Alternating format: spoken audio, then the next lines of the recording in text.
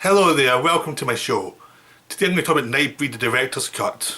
Nightbreed was one of those films that was hacked about when it was made in the late 80s, and there was a version released that you could tell was wrong. You could tell there was lots of interesting bits cut out. It felt unbalanced. It just felt like things that were built up were been dropped. So you're getting like scene A, scene C, scene F, scene G, but those other scenes that you needed to create the story weren't there. So you just get the basic plot, but you never really got the emotion of a lot of it. And I'd read the novel Cabal, and I knew there was more to it than that. I'd read the script before it had come out as well, and I knew there was more to it than that. And it was very frustrating. I mean, a lot of the performances didn't seem to work. Things just started and stopped. There was obviously additional scenes. There was an ending that was wrong. You could just sense it was wrong. They cut out one of the big points of the film. One of the big scenes of the film from the book I knew was filmed was cut out. And it was like, well, it was very frustrating because you knew there was something better there. And it was just left. I mean, this was Morgan Creek who had made those Exorcist movies that had been hacked about as well. So it was a production company that didn't quite understand horror, is the best way to put it. Because they remade the Exorcist prequel twice. They made it once, then made it again. So Nightbreed was one of those situations. But luckily we actually got to see it. Like Dominion, we got to see the proper version eventually. And it was worth the wait actually. I mean, it was really enjoyable. It's on Blu-ray and DVD in America. It's not available in the UK, but you can get a version from Spain, which is what I got, which was a Spanish Blu-ray, and you get the director's cut from it. You don't get any extras, but you get the actual film, which is important, but you get the film. And it's a really good transfer. Works perfectly. For a film that old and it was that hacked about, this is as good as you're going to get. So it's terrific. The new cut works a lot better. The first third is much longer, but it's not too long. It just actually gives. I mean, the first act of the film and the theatrical cut is about 10 minutes long, which is just, it's not right. You need more than that to set the characters up. This one's more like 20 minutes, and you get the characters a lot more. You get, I mean, it's about a guy called Boone who is having nightmares and visions of a place called Midian, which has drawn him towards it. A serial killer psychiatrist played by David Cronenberg sets him up as a killer, even though Cronenberg's the actual killer. And Boone escapes and goes to Midian, gets killed at Midian, comes back from the dead, and as the story progresses it becomes obvious he's their god, he's the prophesied god who's going to lead them out of hell, the hell they're in just now, which is in hiding. And that's the story, and basically to do that Midian has to be destroyed, and he has to lead them to a new home to actually create their future for them. And the whole subplot is, you know, the monsters are the good guys, the humans are the bad guys, because the humans are scared of what they don't understand and who are too likely to just grab guns and kill anything that's different from them. That's the general plot. I mean, that was a plot that was in the theatrical cut, but that just felt like it was very action beats, and you never really felt the emotion of it. In this one, the girlfriend character Laurie is much more important because she was cut back a lot in the theatrical, and actually when you see the new version she's the co-lead. In some ways she's the lead character. She's a character you can see the whole story through. I mean, Boone's in it, but he becomes, after the first act, he becomes a very distant figure. He's like the messiah that's going to be is very distant from the audience. You're seeing him through her, and she's an important one to see the story through. That was what lost, and that's what you need for the storytelling, because you see Boone through her eyes in the beginning when he's confused, when he's having the nightmares. So because that relationship works, then when he was called as a serial killer, that revelation hurts a lot more because he actually has a relationship that's actually working. And in this cut, Craig Sheffer, who was very bland in the theatrical cut, is a lot better because they put the scenes back in that show him as a human being rather than someone who's dealing with trauma. Because all you get in the theatrical cut is he's traumatised. He's traumatised. He's traumatised again. then he's distanced from you. And you don't really feel the character at all. He's just this guy who's traumatized, then he's the Messiah. It's like there's nothing there. And that's why you see his confusion, you see him hallucinating. You see these relationships mean a lot more to him than with the monsters and with Laurie, mean a lot more to him because you see those scenes.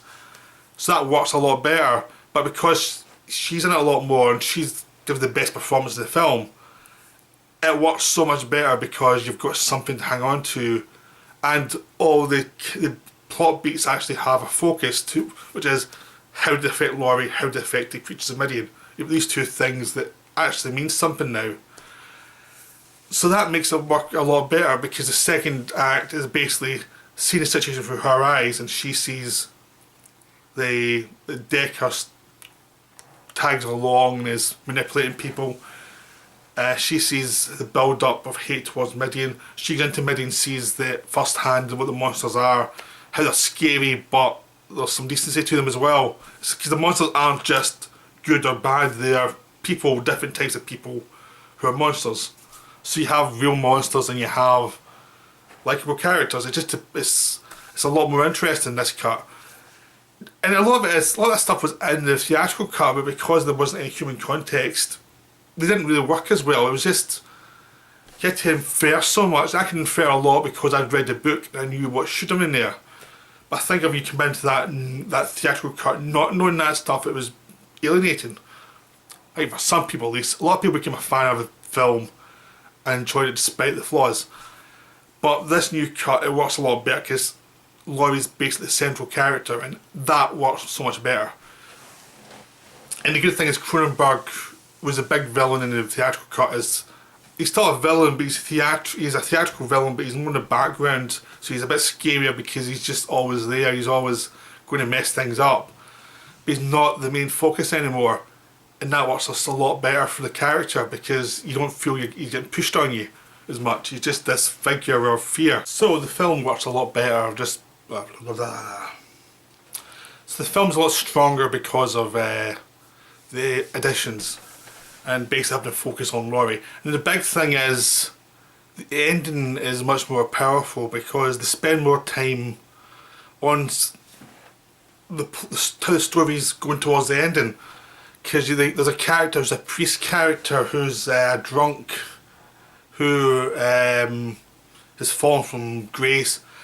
In the book he's important, in the theatrical cut he's not important. In this film he's a lot more important again because even though he's a background character, by the time we get to the end and he's been set up as the main villain for the rest of the story, is because he's lost faith, but he encounters a different god, a different culture's god, and because he's scarred by what happens in the story, scarred by the god that rejects him because he's a follower of another faith, his face gets burned and he vows revenge in the Nightbreed. And that's really important, and that's like one of the more really important elements that was gone basically from the old one. I'm not sure it was gone, no, it was there, but it wasn't, you didn't feel it as much because it was the way it was cut.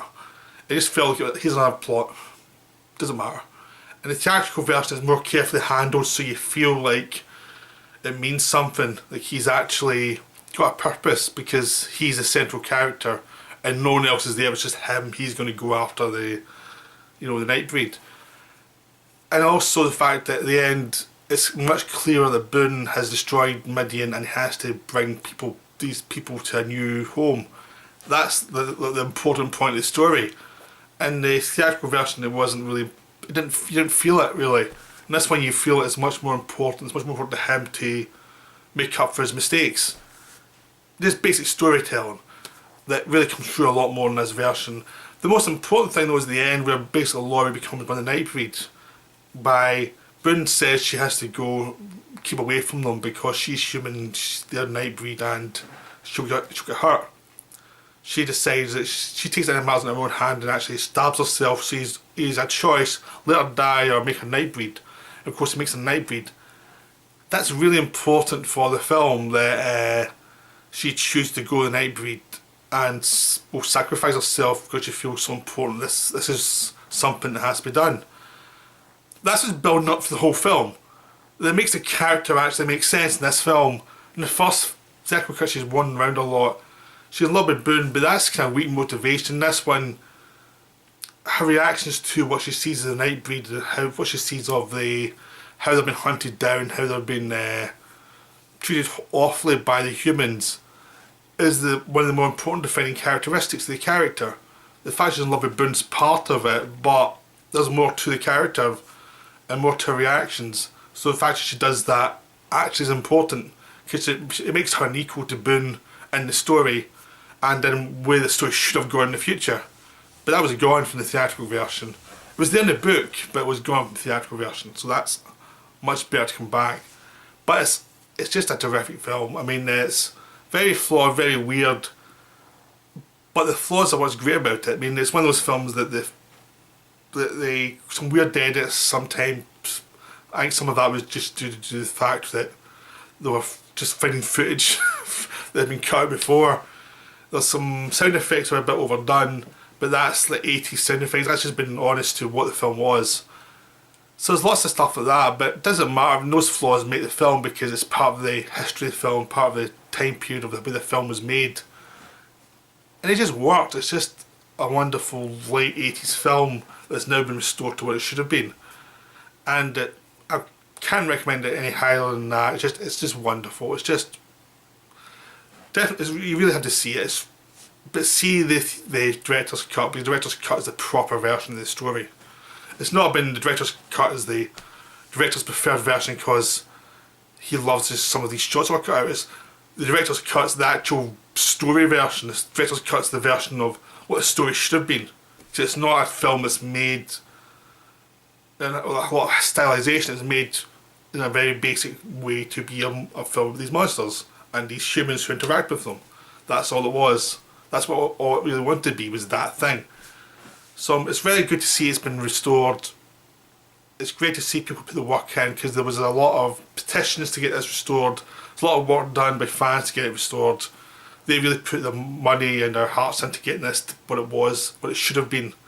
So it's terrific to see a film like this actually come out and be supported and actually get to what its proper place. So I hope you enjoyed that, and I hope you go and see Nightbreed, the director's cut, at some point. Bye.